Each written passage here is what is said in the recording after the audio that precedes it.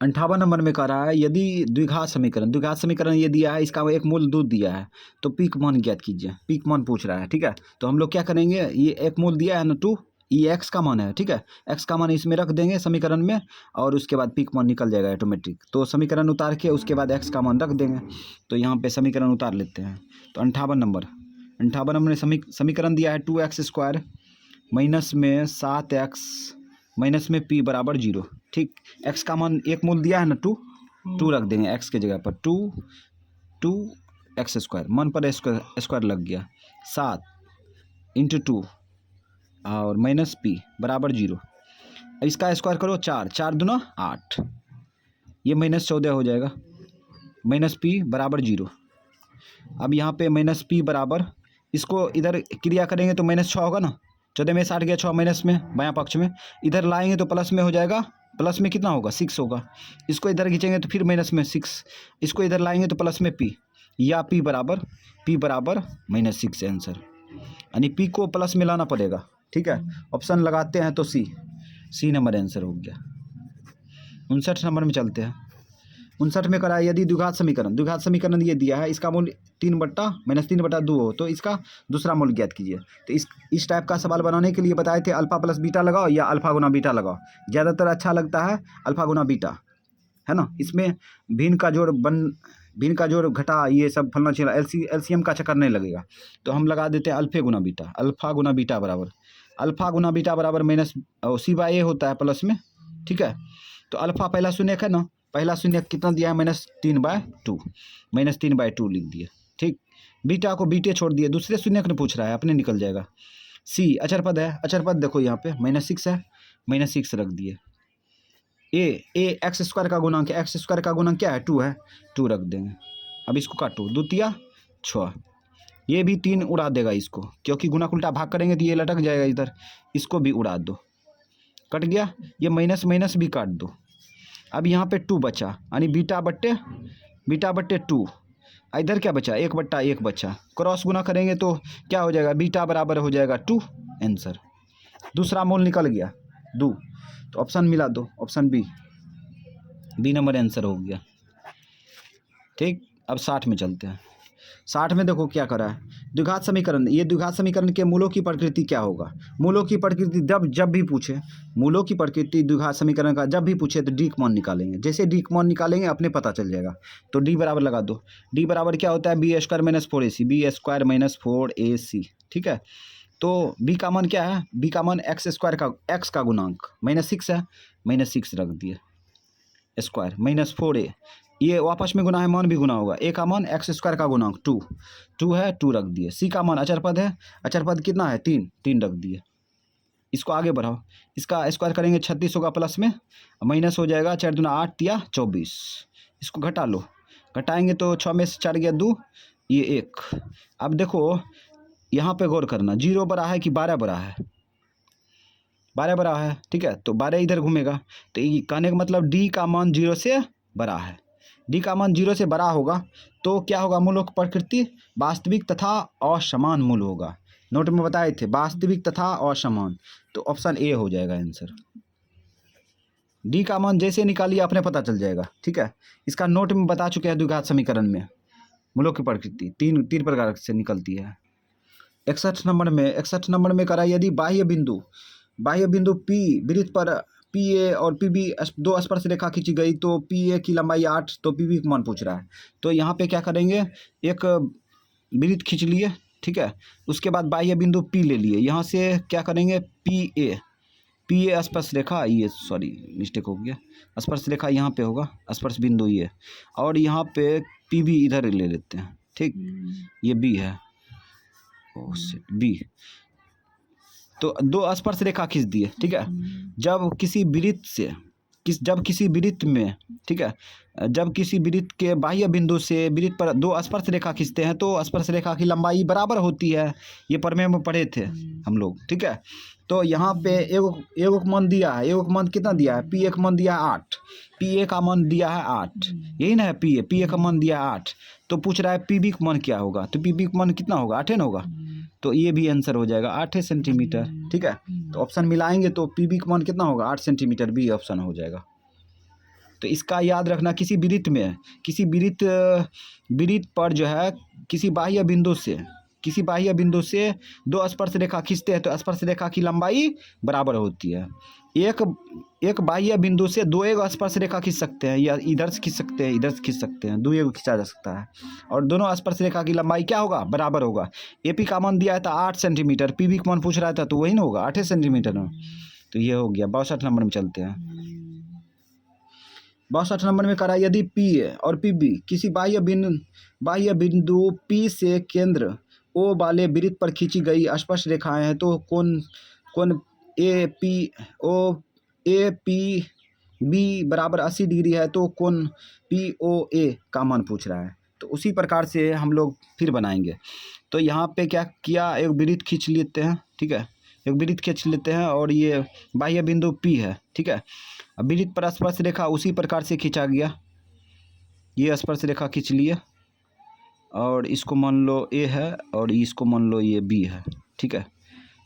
अच्छा तो नहीं लगा है, अच्छा नहीं बना है, तो समझ जाना कि ये है स्पर्श रेखा, मान के चलो, ठीक है। अब केंद्र यहाँ पे है, केंद्र ओ है, इसको मिला दो, इधर त्रिज्या से मिला देते हैं, स्पर्श बिंदु को मिला दिए। अब यहाँ पे ये 90 डिग्री का कोण बनेगा, 90 डिग्री, ठीक। और यहाँ पर भी 90 डिग्री बनेगा कोण, ये प्रमेय हम बता चुके हैं, ठीक है, कि त्रिज्या को, केंद्र को जब स्पर्श बिंदु पर मिलाते हैं तो स्पर्श रेखा पर अभिलंब हो जाता है, ठीक है, लंब हो जाता है, कौन, त्रिज्या। तो अब जो है, अब ये प्रक्रिया करते हैं। कोण ए पी बी 80 डिग्री दिया है, ए पी बी देखो, ए पी बी ये 80 डिग्री दिया है, कितना डिग्री, 80 डिग्री दिया है। तो किसका मान पूछ रहा है, तो आगे देखते हैं। कोण पी ओ ए का मान पूछ रहा है, पी ओ ए इसका मान पूछ रहा है। तो हम लोग क्या करेंगे, इसको थोड़ा सा स्ट्रक्चर करके आगे बढ़ा देते हैं। इसका मान पूछ रहा है क्या होगा, है ना। तो हम लोग देखो कैसे निकालेंगे इसका मान। यहाँ पे पहले गौर करते हैं, इसको जब हम इधर मिलाते हैं, ये बिंदु ओ बिंदु को पी बिंदु से मिलाते हैं तो ये 80 डिग्री 40 डिग्री में बढ़ जाएगा, तो ये कोण हो जाएगा 40 डिग्री का, ठीक। और ये कितना का होगा, 40 डिग्री का होगा ना। अब यहाँ पर पता करते हैं, तो त्रिभुज ए ओ पी में तीनों कोण को जोड़ेंगे तो कितना डिग्री होगा, 180 डिग्री होगा। तो जोड़ लो, कोण ओ प्लस कोण ए प्लस कोण पी बराबर 180 डिग्री होगा, ठीक है। कौन त्रिभुज में, त्रिभुज लिखना पड़ेगा ए ओ ए पी में, ठीक है। अब यहाँ पे ओ का मान नहीं दिया है, ओ एक मान पूछ रहा है, तो ओ का मान वैसे ही छोड़ दिया, प्लस ए का मान दिया है, इसका मान तो 90 डिग्री है, 90 डिग्री रख दो, प्लस इसका मान दिया है, इसका मान दिया है 40 डिग्री, पी का मान दिया है ना 40 डिग्री रख दिया, बराबर 180 डिग्री, ठीक है। अब हम लोग क्या करेंगे, डायरेक्ट मान निकालते हैं। कोण ओ बराबर हो जाएगा 180 डिग्री, इसको जोड़ के खींच लो, माइनस में आएगा 9 4 13 130 डिग्री, तो ये घट के कितना आया, 50 डिग्री। 50 डिग्री का आंसर हो गया ये, ठीक है। मतलब कोण पी ओ ए का मान कितना होगा, 50 डिग्री, ये आंसर हो गया। ऑप्शन मिलाते हैं, ऑप्शन मिला लो तो ऑप्शन बी मैच करेगा, बी नंबर आंसर हो गया। 63 नंबर में देखते हैं। वृत्त पर स्थित किसी बिंदु पर खींची गई स्पर्श रेखा स्पर्श बिंदु से होकर जाने वाली त्रिज्या से कौन सा कोण बनाती है, ये करा है। वृत्त पर स्थित किसी बिंदु पर खींची गई स्पर्श रेखा स्पर्श बिंदु से होकर जाने वाली त्रिज्या कौन सा कोण बनाती है, तो 90 डिग्री कोण बनाती है ना। तो ये सब बता चुके हैं, ये है 10वां अध्याय है नोट। तो ये वृत्त हो गया, ठीक है। मान चलो ये स्पर्श बिंदु है, ठीक है, स्पर्श बिंदु ए है और ये केंद्र है, केंद्र ओ है। अब यहाँ से इसको मिलाएंगे तो ये स्पर्श रेखा पर ये जो है ये क्या बन जाएगा, 90 डिग्री बन जाएगा, ठीक है, अभिलंब हो जाएगा। तो यहाँ इसका मान हो जाएगा आंसर डी नंबर आंसर हो जाएगा। 64 नंबर में देखो, 64 नंबर में कह रहा है दो वृत्तों की त्रिज्याओं का अनुपात दिया है। ठीक है, त्रिज्या का अनुपात कितना दिया है? 3:4। तो उनके क्षेत्रफलों का अनुपात पूछ रहा है, क्षेत्रफल का अनुपात पूछ रहा है। ठीक है, तो त्रिज्या का अनुपात दिया है ना, तो R1 अनुपात R2 का मान दिया है। R1 अनुपात R2 का मान दिया है, कितना दिया है? तो दिया है ये 3:4। ठीक है, क्षेत्रफल का अनुपात पूछ रहा है, तो क्षेत्रफल का अनुपात क्या होगा? पाई आर स्क्वायर, इसको 1 कर देते हैं, और पाई आर स्क्वायर 2। ठीक, ये पाई पाई कट जाएगा। अब R1 का मान रख दो, R1 का मान 3 है, 3 रख दो, 3 का स्क्वायर हो गया। अनुपात R2 का मान 4, 4 का स्क्वायर कर दो, तो 3 का स्क्वायर 9 और 4 का स्क्वायर 16। तो ये हो गया मोटा मोटी आंसर। तो 64 नंबर का ऑप्शन मिला दो, 9:16, ऑप्शन सी नंबर आंसर हो गया। 65 नंबर में कह रहा है 42 सेंटीमीटर त्रिज्या वाले वृत्त के उस त्रिज्यखंड जिसका केंद्रीय कोण कितना डिग्री है? 30 डिग्री का है, तो क्षेत्रफल ज्ञात कीजिए। तो क्या करेंगे हम लोग? पहले वृत्त बना लिए, ये वृत्त बना लिए। ठीक है, उसके बाद इसमें केंद्रीय कोण कितना डिग्री का है? 30 डिग्री का है, केंद्रीय कोण 30 डिग्री का है। उसके बाद त्रिज्या दिया है 42 सेंटीमीटर, ये 42 सेंटीमीटर है, तो इधर भी 42 सेंटीमीटर होगा। तो यहाँ पे ये त्रिज्यखंड का क्षेत्रफल पूछ रहा है, तो मान के चलो ए बी और ओ त्रिज्यखंड है, तो ए बी ओ त्रिज्यखंड का क्षेत्रफल लगा देंगे। त्रिज्यखंड का क्षेत्रफल क्या होता है? त्रिज्यखंड का क्षेत्रफल बराबर होता है θ/360 डिग्री, θ/360 डिग्री गुने पाई आर स्क्वायर। ठीक है, थीटा का मान दिया है 30 डिग्री, 30 डिग्री रख दो, बट्टे 360 डिग्री, 360 डिग्री गुने पाई का मान 22/7, 22/7। आर का मान रख दो, आर का मान 42 गुना 42 कर देते हैं, काहे कि स्क्वायर करेंगे तो इसी प्रकार से होगा। 7×6 42 कट गया, ये 0 डिग्री 0 डिग्री काट दिए, 3 से काटो, 3 का 3, 3 गुना 6 12। अब 6 का 6, 6 दूना 12, 2 से काटो, 21 दूना 42। अब ये दोनों गुना कर देंगे, 21 दूना 42 के 2 बाकी 4, 21 चौक 84, 84 4, 84 4 88, 882 हो गया सेंटीमीटर स्क्वायर। लगता है कुछ गड़बड़ है, गुना गलत हो, ये गलती है, काट दिए यहाँ पे 2, 11 दूना 22 होगा, तो हम यहाँ पे मिस्टेक ही कर दिए। तो 11 से इसमें गुना करो, 11 दूना 22 के 2 बाकी 2, 11 चौक 44, 44 2 44 2 46, 462 सेंटीमीटर स्क्वायर हो गया आंसर। ऑप्शन मिलाते हैं तो ऑप्शन 462 सी नंबर आंसर हो गया। एक है 11वां। अब देखो 66 नंबर में दो वृत्तों की परिधियों का अनुपात दिया है 5:7, तो उनकी त्रिज्या का अनुपात पूछ रहा है। तो परिधियों का अनुपात कितना दिया है? परिधियों का अनुपात दिया है 5:7, ये संख्या में दिया है। सूत्र में क्या होता है परिधि? 2 पाई आर, इसको 1 कर देते हैं, और 2 पाई आर 2। अब ये 2 पाई कट जाएगा। ठीक है, तो R1 अनुपात R2 बराबर कितना हो गया? 5:7 हो गया, 5:7 आंसर। कितना आसान था। त्रिज्या का अनुपात पूछ रहा था, परिधि का अनुपात के बराबर ये होता है, तो ऑप्शन लगाते हैं तो ऑप्शन बी मैच करेगा, बी आंसर हो गया। अब 67 में चलते हैं। 67 में देखो इसका मान पूछ रहा है, ये तो पूरा आसान है, इसमें 7 कॉमन लेंगे, हो जाएगा अंदर में 1 आंसर, हो जाएगा 1 आंसर।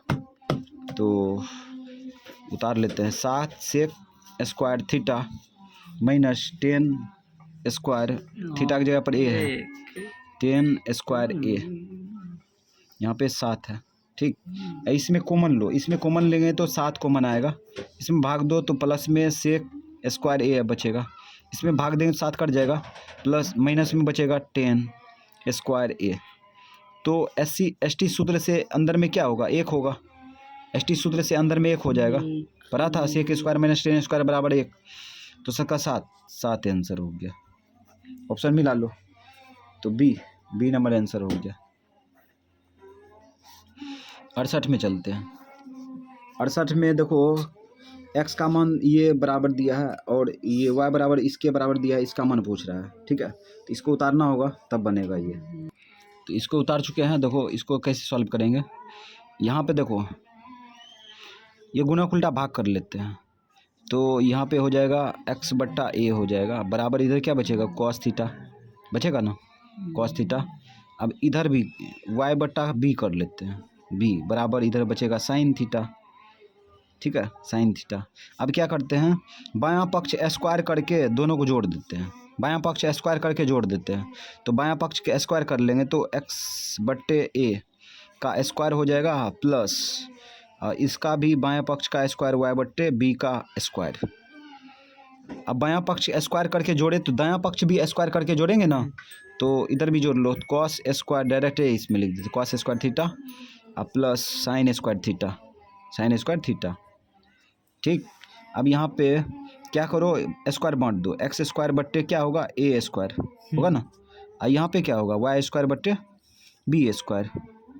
अब इसका योगफल क्या होगा, एससी सूत्र से 1 हो जाएगा, इसका योगफल 1 हो जाएगा, ठीक। अब यहाँ पे एलसीएम क्या आएगा, एलसीएम आ जाएगा ए स्क्वायर और बी स्क्वायर।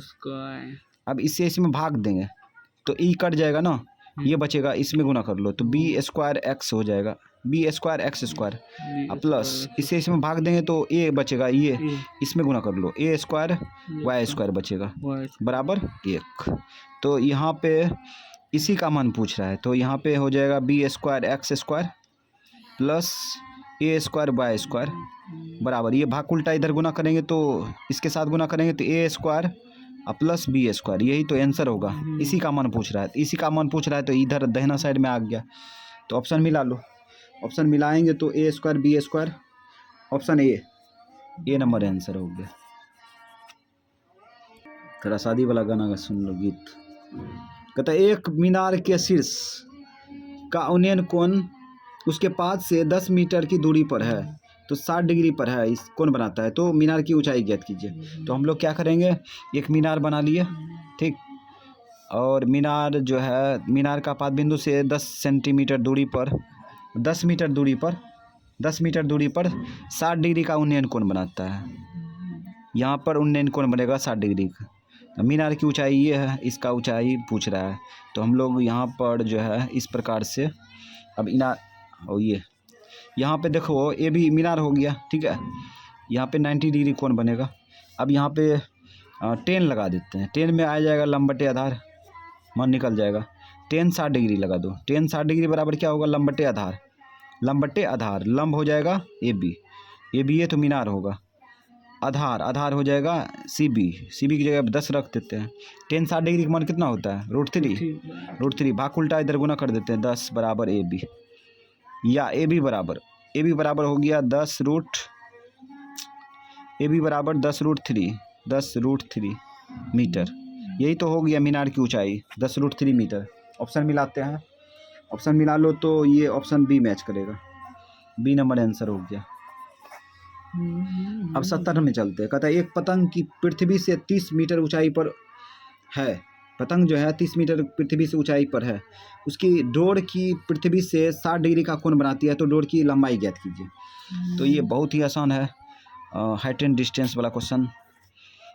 तो हम लोग क्या करते हैं, एक ये पृथ्वी से कितना हाइट पर है, ऊंचाई पर पतंग उड़ रही है, वह जो है 30 मीटर ऊंचाई पर है, ये 30 मीटर की ऊंचाई पर है, ठीक है। अब पतंग की डोर जो है, यहाँ पे पतंग है, पतंग का कुछ आकृति इस प्रकार का होगा ना, ये पतंग है और पतंग का ये डोरी है, डोर की लंबाई जो है, और पतंग की डोर जो है पृथ्वी से कितना एंगल बनाती है, 60 डिग्री का, 60 डिग्री के एंगल बनाती है, तो यही डोर की लंबाई पूछ रहा है। तो यहाँ पे ए मान लेते हैं और ये बी मान लेते हैं और ये सी मान लेते हैं। तो बताओ ये इसमें क्या लगाएंगे, 30 डिग्री और साइन लगाएंगे, कॉस लगाएंगे कि टेन लगाएंगे, तो साइन लगाते हैं निकल जाता है, लंब बट्टे कर्ण, ठीक। तो साइन 60 डिग्री बराबर लगा दो, साइन 60 डिग्री बराबर क्या होगा लंब बट्टे कर्ण, लंब हो जाएगा 30 डिग्री और 30 मीटर बट्टे कर्ण हो जाएगा ए सी। अब साइन 60 डिग्री का मान कितना होता है, साइन 60 डिग्री का मान √3/2 बराबर 30 बट्टा ए सी। अब इसको क्रॉस गुना कर लो, क्रॉस गुना करेंगे तो हो जाएगा ए सी √3 बराबर इधर हो जाएगा 30 दूना 60। ठीक, अब गुना उल्टा भाग कर लो। AC बराबर हो जाएगा 60/√3 और हर पर मैकरण कर लो तो √3/√3 हो जाएगा। उसके बाद यहाँ पर AC बराबर हो जाएगा 60√3 और नीचे में 3 तिया 9 होगा, 9 के बरमूल 3 निकल गया, काटो 3 × 6 20√3 आ गया। AC बराबर 20√3 यानी कि 20√3 मीटर का क्या है, डोर की लंबाई है। तो ऑप्शन मिला लो 20√3 ऑप्शन सी है रे, ऑप्शन सी। डोर की लंबाई 20√3 सेंटीमीटर यहाँ पे दे दिया है रे। इसका आंसर जो है ये सेंटीमीटर में नहीं होगा बल्कि मीटर में होगा, तो गलती से छाप दिया। ठीक है, ये मीटर होगा। ठीक है, तो ऑप्शन मिलाते हैं तो ऑप्शन सी मैच करेगा। 71 नंबर में करा, यदि किसी समांतर श्रेणी का पांचवा पद 11 है, सर्वंतर 2 है तो उसका प्रथम पद क्या है। तो बहुत आसान है, पांचवा पद 11 है ना, तो A5 बराबर 11 लिख सकते हैं, 11 लिख दिया। उसके बाद सर्वंतर डी कितना दिया है, डी दिया है 2, सर्वंतर मतलब डी का मान 2, तो प्रथम पद पूछ रहा है तो 1 मन वाट। तो क्या करेंगे, इसी को आगे बढ़ा दो ना। A5 बराबर क्या होता है, A + 4D बराबर 11। अब डी का मान रख दो, A + 4 × डी का मान क्या है 2 है, 2 रख दो, अब बराबर 11। अब ए का मान ऑटोमेटिक निकल जाएगा, तो A बराबर हो जाएगा 11। ये दोनों गुना करके खींच लो इधर, -8 हो जाएगा। तो A बराबर कितना हो गया 3 आंसर। ऑप्शन मिला लो, सी नंबर आंसर हो गया। अब है 72 नंबर। 72 नंबर में देखो, 72 नंबर में करा है n पदों वाले समांतर श्रेणी का योग दिया है ये। ठीक है, यानी बैंक दिया है, SN का मान दिया है, तो इसका छठवां पद पूछ रहा है। ठीक है, तो SN बराबर जो दिया है उसको उतार लो, n² - +2n और +1। तो यहाँ पे SN नहीं लिखा है, लेकिन n पदों का योग तो दिया है ना, n पदों का योग ये दिया है तो SN ही दिया है ना। SN का मान दिया है n² + 2n + 1, तो A छठवां पद पूछ रहा है, तो A6 का मान पूछ रहा है क्या होगा।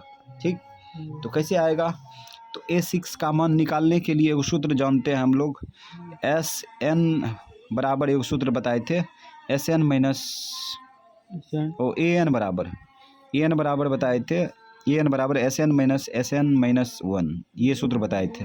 ठीक है, अब हमें देखो, हमें किसका मान निकालना है, A6 का मान। A6 बराबर n का मान जहाँ जहाँ है वहाँ पे 6 रखेंगे, रख दिए, यहाँ पर भी रखो S6 - 1, तो A6 बराबर हो जाएगा S6 - S5। यानी कहने का मतलब हमें A6 निकालना है, मतलब छठवां पद निकालना है, तो 6 पदों के योग में 5 पदों का योग घटाना होगा, उसके बाद आ जाएगा। तो हम लोग क्या करते हैं, S6 अलग निकाल लेते हैं, S5 अलग निकाल लेते हैं, उसके बाद S6 का मान निकल जाएगा। तो S6 का मान निकालते हैं पहले। S6 जहाँ जहाँ n होगा वहाँ पे 6 रखेंगे, तो 6 का स्क्वायर + 2 × n का मान 6 + 1, इसको आगे बढ़ाओ, 6 का स्क्वायर 36 + 6 दूना 12 और +1, सबको जोड़ दो, तो 6 2 8 1 9 3 1 4 49 हो गया। अब S5 निकाल लो। अब यहाँ पे जहाँ जहाँ n है वहाँ पे क्या रखेंगे, 5 रखेंगे, तो 5 5 का स्क्वायर + 2 × 5 + 1, आगे बढ़ो, 25 5 का स्क्वायर 25 5 दूना 10 +1 सबको जोड़ दो, 5 1 6 2 1 3। ठीक है, 5 1 6 2 1 3 कितना आ गया, 36 आ गया। अब निकाल सकता है A6 बराबर S6 है ना, S6 का मान कितना 49 रख देते हैं, माइनस S5 का मान कितना 36 रख देते हैं।